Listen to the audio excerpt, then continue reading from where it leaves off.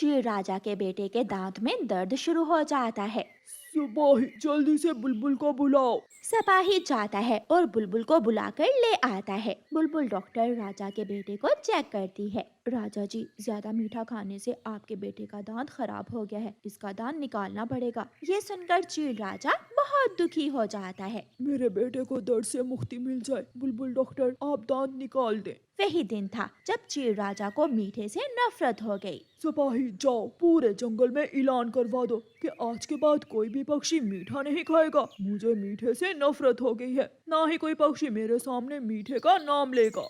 सिपाही जाता है। सुनो सुनो जंगल के पक्षियों सुनो, राजा जी का आदेश है, कोई भी पक्षी मीठा नहीं खाएगा। अगर कोई पक्षी मीठा खाते हुए पकड़ा गया तो राजा जी उसे कड़ी सजा देंगे। सुनो सुनो, ये कैसा आदेश है राजा जी का? अगर मीठा नहीं खाएंगे तो क्या हम सब मिर्ची खाएंगे? राजा जी ने ठीक ही कहा है, सब मिर्ची खाओ, सब मिर्ची खाओ, मीठा छोड़ दो, सब मिर्ची खाओ।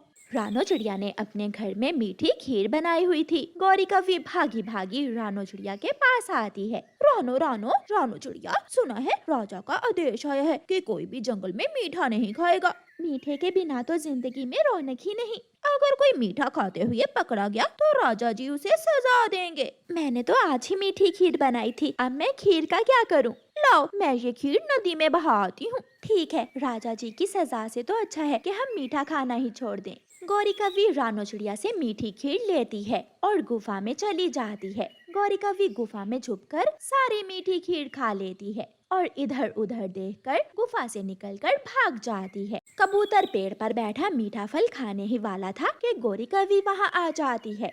ना कबूतर, ये फल तो मीठा फल है, ये ना खाना वरना राजा जी तुम्हें सजा देंगे। लेकिन ये तो एक फल है, इससे क्या नुकसान होता है खाने से? राजा जी ने कोई भी मीठी चीज खाने से मना किया है। लाओ मैं ये मीठा फल नदी में फेंक आती हूँ। गौरी कभी कबूतर से मीठा फल लेकर नदी की तरफ चली जाती है और झाड़ियों में छुपकर मजे मजे से मीठा फल खा लेती है। राजा जी के आदेश से सभी डरे हुए थे। जंगल में अगर कोई पक्षी दूसरे पक्षी के घर जाता तो नमक लेकर जाता या फिर मिर्ची। मीठा तो जंगल में कोई भी इस्तेमाल ना करता था। कबूतर और तोते, आखिर कब तक हम मीठे के बिना जिंदा रहेंगे? मैं तो चील राजा के पास जा रही हूँ। अब तो मेरा भी मीठा खाने को दिल कर रहा है। मैं विनती करूंगा चील राजा की कि हमें मीठा खाने दें। चिड़िया, कबूतर और तोता सब इकट्ठे होकर चील राजा के पास जाते हैं। राजा जी हमें इजाजत दें, हम मीठा खाए बिना नहीं रह सकते, हमें मीठा खाने दें। अब तो नमक और मिर्ची खा खा कर मैं उकता गया हूँ। मेरी चोंच में जलन होने लगी है। सुबह मिर्ची, शाम मिर्ची, रात मिर्ची, मैं भी मीठा खाऊंगा। तुम सब मेरे आदेश को नहीं मानते क्या? सिपाही इन सबको जेल में डाल दो। सिपाही चिड़िया, कबूतर और तोते को जेल में डाल देता है। हम जेल में रह लेंगे, लेकिन जब तक राजा जी हमें मीठा खाने की इजाजत नहीं देंगे हम यहाँ से नहीं जाने वाले। ऐसे ही 2 दिन गुजर जाते हैं और फिर एक दिन चील के बेटे को बैठे बैठे चक्कर आने लगते हैं और वो गिर जाता है। सिपाही बुलबुल डॉक्टर को बुलाओ, जल्दी करो। सिपाही बुलबुल को बुला कर लाता है। बुलबुल राजा के बेटे को देखती है। राजा जी, आपके बेटे में तो शक्कर की मात्रा बहुत कम है, इसे जल्दी से कोई मीठी चीज खिलाएं। बुलबुल, ये तुम क्या कह रही हो? उस दिन मेरे बेटे का दांत मीठा खाने से खराब हुआ था और आज तुम मीठा खाने का बोल रही हो? राजा जी, कोई भी चीज हो, मीठी हो या नमकीन या तीखी, उसे मुनासिब मात्रा में खाने से ही सब पक्षी स्वस्थ रहते हैं। जैसे नमक मिर्ची की जरूरत है, ऐसे ही पक्षियों के शरीर में मीठे की भी जरूरत होती है। ये बात सुनकर चील राजा अपने बेटे को जल्दी से गरम गरम गुलाब जामुन खाने को देता है और तुरंत चिड़िया और कबूतर को जेल से आजाद कर देता है। पक्षियों, ये गुलाब जामुन आपके लिए हैं, ये खाओ और दोबारा से मीठा खाने की शुरुआत करो। पक्षी बहुत खुश हो जाते हैं और फिर से जंगल में मीठा खाने की इजाजत मिल जाती है। गरीब चिड़िया अपनी बेटी का पालन पोषण करने के लिए दूसरों के घरों में झाड़ू पोछे का काम किया करती थी और जब भी जंगल में कोई त्योहार होता तो उस त्योहार के हिसाब से वो अपने घर के बाहर स्टॉल लगा लिया करती थी। उन दिनों रक्षाबंधन थी। चिड़िया अपने काम से फारुक होकर अपने घर के पास रेहड़ी लगाए राखियाँ बेच रही थी। राखी ले लो राखी, साही मिठू एक राखी ले लो ना, मेरा भला हो जाएगा। चिड़िया, मुझे राखी की जरूरत तो नहीं है, मगर तुम कहती हो तो ले लेता हूँ। मिठू तोता एक राखी ले लेता है। मम्मा कितनी राखियाँ बिकी हैं? कहाँ बेटी, एक राखी ही बिकी है आज तो। अगर ये राखियाँ भी ना बिकी तो कैसे चलेगा सब। दूसरे दिन जब मम्मा चिड़िया गौरी कव्वी के घर काम करने जाती है तो गुड़िया सोचती है, मम्मा के आने तक आज मैं रेहड़ी लेकर राखियाँ बेचने चली जाती हूँ। हो सकता है राखियाँ बिक जाएं और मम्मा खुश हो जाएं। गुड़िया राखियाँ लेकर बेचने चली जाती है। राखी लो राखी, राखी लो राखी। एक शरारती छोटा कौवा गुड़िया को जाते हुए देखता है और गुड़िया के पास जाता है। छोटी चिड़िया, वहाँ पेड़ के पीछे तुम्हारी मम्मा बैठी हुई है, वो तुम्हें बुला रही है। कहाँ है, मैं देखती हूँ। गुड़िया पेड़ के पीछे जाती है तो जग्गू कौवा गुड़िया की सारी राखियाँ उठाकर भाग जाता है। यहाँ तो कोई नहीं है, शायद उस छोटे कौवे ने मुझसे मजाक किया होगा। गुड़िया जब वापस आती है तो रेहड़ी पर उसकी राखियाँ गायब थीं। गुड़िया रोने लग जाती है।